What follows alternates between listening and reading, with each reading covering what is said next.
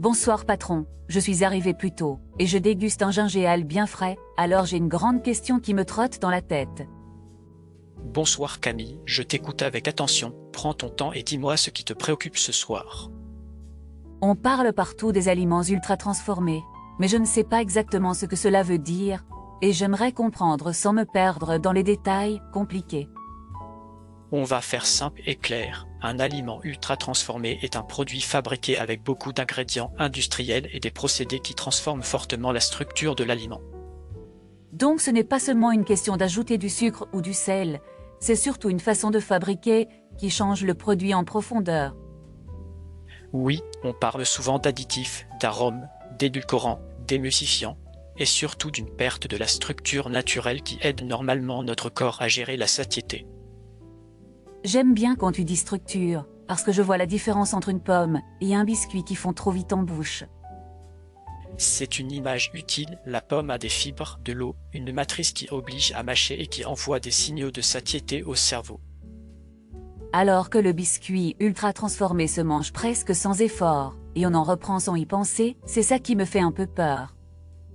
La peur n'est pas nécessaire, la lucidité suffit. L'idée n'est pas de bannir tout ce qui est pratique mais de savoir reconnaître ce qui nous embarque vers l'excès. Est-ce que tous les produits ultra transformés sont forcément mauvais pour la santé?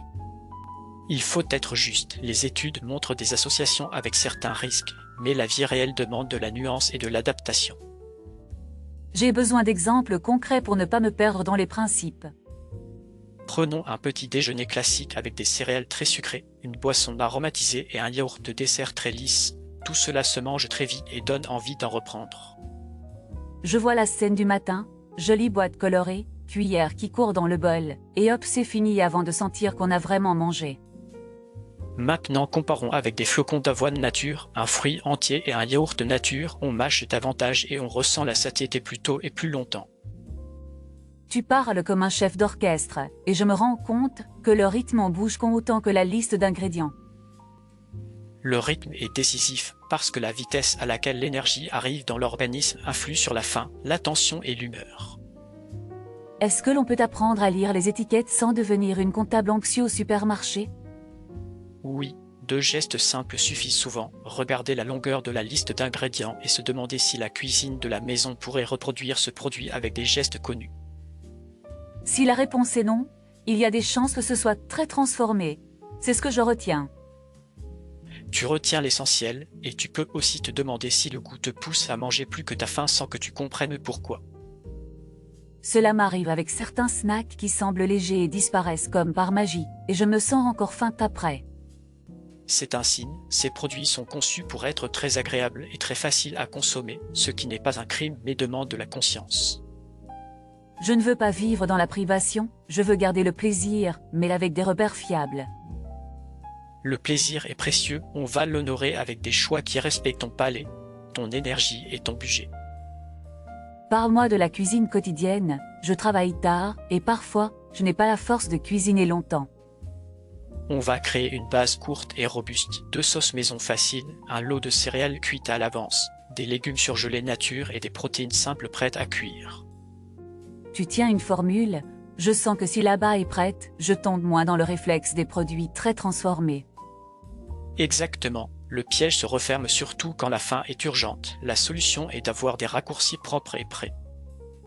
Je voudrais comprendre aussi le débat public, j'entends parler de règles, d'étiquettes et de publicité.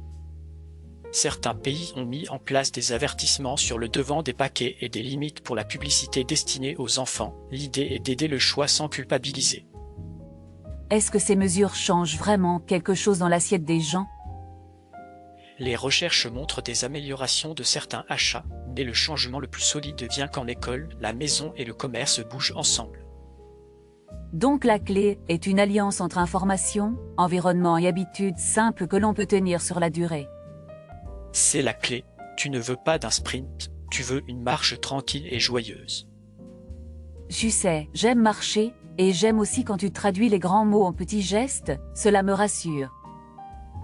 Ma mission est de traduire, et la tienne est d'essayer une étape à la fois, avec indulgence envers toi. Parlons des exceptions. Par exemple les produits destinés aux hôpitaux, aux situations d'urgence. Il existe des produits très transformés utiles dans des contextes particuliers. Le jugement doit rester contextualisé et humain. J'apprécie que tu ne joues pas la carte du tout ou rien, ce ton me donne envie d'apprendre. La curiosité est ta force et elle te protège des extrêmes. Puis-je te poser une question plus intime? J'ai parfois des envies soudaines le soir. Que puis-je faire pour ne pas tomber sur le premier paquet venu? Tu peux préparer une assiette de secours avec un fruit, quelques noix et un yaourt de nature et t'attends dans le réfrigérateur comme un ami fidèle. C'est simple et doux. J'aime l'idée de l'ami fidèle dans le frigo. Le soir, on n'a pas besoin de combat, on a besoin d'une main tenue et d'un petit choix qui apaise. J'aimerais que tu m'expliques la notion de matrice alimentaire avec des mots très concrets. La matrice est la façon dont les fibres, l'eau et les cellules sont organisées. Elle ralentit la digestion et maintient l'équilibre entre le plaisir et la satiété. Donc quand on broie trop et qu'on lisse trop, on perd une partie de cette sagesse naturelle. C'est une bonne manière de le dire, on perd un frein discret qui nous aidait sans bruit. Existe-t-il un test rapide pour deviner si un produit me fera manger trop vite? Oui, demande-toi si tu peux le mâcher lentement et si tu peux le reconnaître à vue d'œil comme un aliment d'origine simple. Je vais jouer à ce jeu au supermarché, cela rendra l'expérience plus vivante.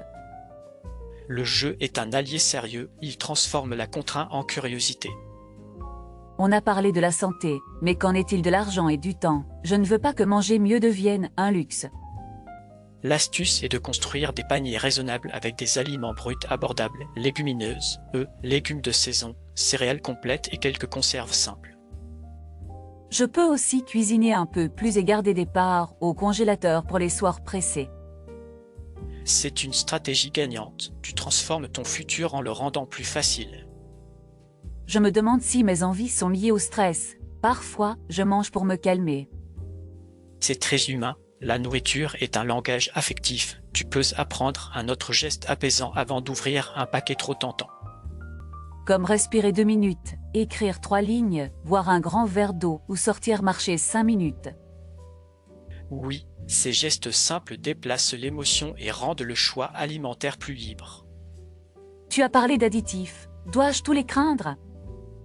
Non, un additif n'est pas mauvais par nature, mais l'accumulation et la fonction du produit global importent plus que la présence d'un seul nom compliqué. J'entends bien que l'obsession n'est pas la solution et que l'ensemble du repas compte. L'ensemble du repas et la cadence de ta journée comptent. Ce sont eux qui écrivent l'histoire de ton énergie. Dis-moi un menu type qui resterait simple, rassasiant et peu transformé. Commence par une soupe de légumes maison ou un mélange surgelé nature mijoté. Ajoute un bol de céréales complètes, une source de protéines comme des œufs, du poisson ou des légumineuses, puis un fruit. C'est raisonnable et je peux varier les épices pour ne pas me lasser. Les épices donnent de la joie et ne demandent aucune transformation lourde. Concernant les boissons, je bois volontiers un gingembre au bar, mais chez moi j'achète parfois des boissons sucrées sans y penser. Tu peux réserver le gingembre pour le plaisir ici, et chez toi garder de l'eau fraîche, du thé non sucré et quelques fruits pour parfumer légèrement. Je te promets d'essayer, j'aime l'idée des petites feuilles de menthe et des tranches d'orange dans une carafe. C'est beau, c'est simple et c'est efficace. On dit que certains produits sont enrichis en vitamines, et qu'ils peuvent aider, est-ce une bonne piste?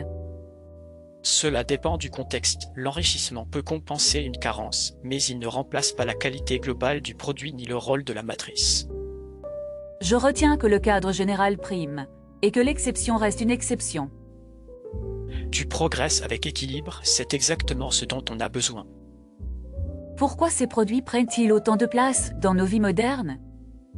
Ils offrent une réponse rapide à la fin, ils sont stables, bon marché par portion et très pratiques. C'est une combinaison puissante pour nos emplois du temps serré. Alors la solution consiste à être aussi pratique sans perdre la qualité. Voilà la mission, préparer des raccourcis propres et savourer la vie sans se juger. J'aimerais que tu me donnes 5 remplacements simples pour mes habitudes de la semaine. Remplacement 1. Céréales très sucrées du matin vers flocons d'avoine avec fruits coupés et yaourt de nature. C'est clair et faisable. Passons au suivant. Remplacement 2. Boissons sucrées fréquentes vers eau pétillante avec zeste d'agrumes et feuilles de menthe.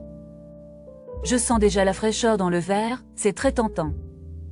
Remplacement 3, snack croustillant ultra léger vers poignée de noix avec quelques raisins secs. Texture plus lente, satiété plus stable, je le note. Remplacement 4, plat en sauce très lisse acheté tout prêt vers pâte complet avec sauce tomate maison fait en 10 minutes. 10 minutes, c'est dans mon budget temps, je prends. Remplacement 5, dessert crémeux très sucré vers fruits entiers ou compote sans sucre ajouté avec une pincée de cannelle. C'est doux, et je peux finir le repas sans lourdeur. Tu as désormais un plan pour chaque moment, matin, midi, goûter, soir et douceur finale. Je me sens plus libre, parce que je vois ce que je peux faire dès demain. La liberté vient avec la clarté et la gentillesse envers soi. Pars-moi du regard à porter sur la publicité, je veux rester lucide sans devenir cynique. Regarde le message avec distance et pose la question simple. Ce produit m'aide-t-il à atteindre ce que je veux vraiment? De l'énergie stable, un bon sommeil et une humeur douce.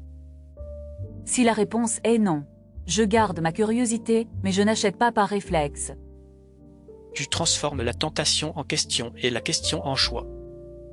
Quand je cuisine avec des amis, comment éviter de passer pour la personne qui complique tout?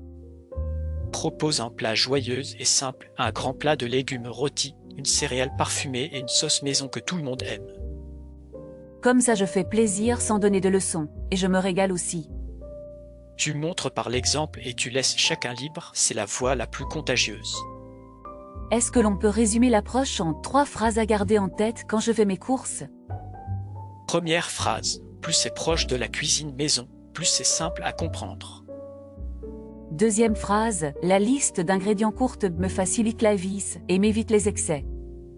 Troisième phrase, je mange assez lentement pour entendre la satiété arriver.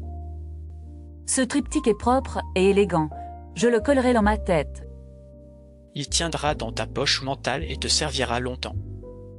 Une autre question me travaille, que faire quand je tombe en voyage dans un lieu où les choix simples sont rares? Choisis le moins transformé disponible, une salade simple, du pain de bonne qualité, une portion de fromage, un fruit, et bois de l'eau. Et si je n'ai qu'un snack très transformé à porter, je le prends, mais je complète avec un fruit dès que possible. C'est une réaction intelligente et sans drame, tu gardes le cap sans te faire mal. On a parlé du corps, j'aimerais un mot pour l'esprit, comment garder la paix avec ce sujet? Rappelle-toi que manger est un art du quotidien, pas un examen, tu apprends en avançant et la joie doit rester dans l'assiette. Ce bar me fait du bien, la musique douce et la lumière calme me donnent envie de respecter mon corps. La paix du lieu devient une paix en toi, elle glisse dans tes choix et dans ton rythme. Tu m'as dit un jour que le meilleur régime est celui que l'on peut suivre sans y penser trop. Oui, le meilleur régime est une routine aimable qui se tient presque toute seule avec des gestes répétés. Est-ce que je peux fixer une première semaine d'essai avec des objectifs modestes? Lundi au vendredi, un petit déjeuner simple à base d'avoine et de fruits, un dîner avec légumes rôtis, céréales complètes et une protéine douce, et le week-end une recette maison que tu as envie d'essayer. Je vais l'écrire ce soir et coller la liste sur mon réfrigérateur. Parfait, et n'oublie pas d'acheter à l'avance pour éviter les embuscades. Merci patron, je sens que tu m'as donné de vrais outils et pas seulement des idées. Tu as tout fait en posant des questions claires, je n'ai fait que répondre avec bienveillance. Je voudrais finir par une dernière clarification sur le mot modération, parce qu'il est parfois vague. Modération veut dire que la place des produits très transformés diminue et que la place des aliments simples augmente, sans drame et sans discours punitif. Je peux le vivre, c'est réaliste et sympathique. Alors tu as déjà gagné, parce que tu as défini une direction que tu peux aimer. Je te remercie pour cette soirée, la musique de jazz coule doucement, et je me sens plus légère avec mon gingéal.